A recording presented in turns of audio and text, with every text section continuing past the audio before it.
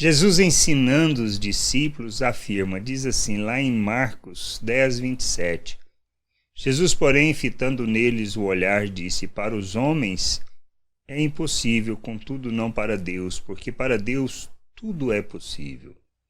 Ele afirmou isto quando? Esta é a história que a gente precisa entender.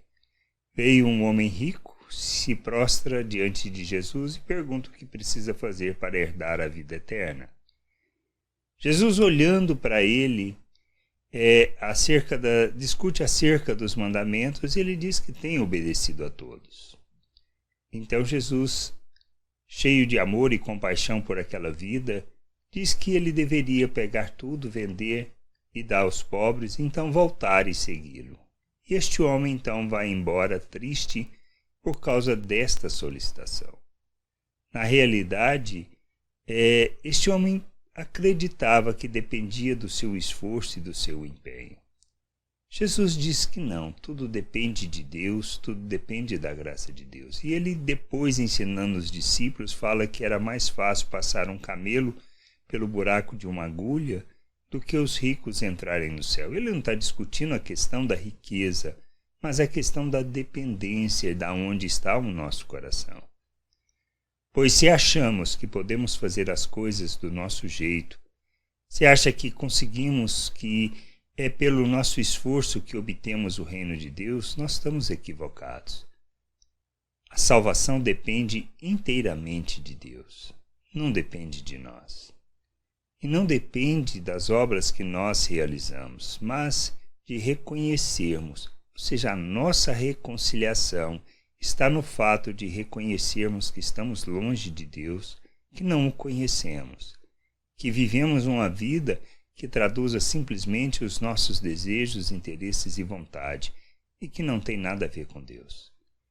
Nós precisamos entender que somos chamados para nos arrependermos e conhecermos o reino de Deus. Mas precisamos entender que a salvação, a reconciliação, é pela graça de Deus, por causa do amor de Deus, que foi revelado por meio de Cristo, na obra que Ele realizou naquela cruz em nosso favor, para que nos resgatasse para o Pai. Não existe nenhum outro fator que nos conduza à salvação. Não se trata de como nós vivemos, mas de entendermos o arrependimento, conversão, o entregar as nossas vidas a Cristo, reconhecendo Ele como Senhor e Salvador, e assim vivermos neste mundo como seus filhos, proclamando o seu reino e vivendo a sua vontade. Proclamar o reino de Deus não é falar do reino, mas é andar neste mundo como um cidadão do reino de Deus, praticando os valores eternos, revelando as virtudes de nosso Deus e manifestando seu amor, sua graça diante de todos. A nossa salvação não depende de nós, depende inteiramente de Deus.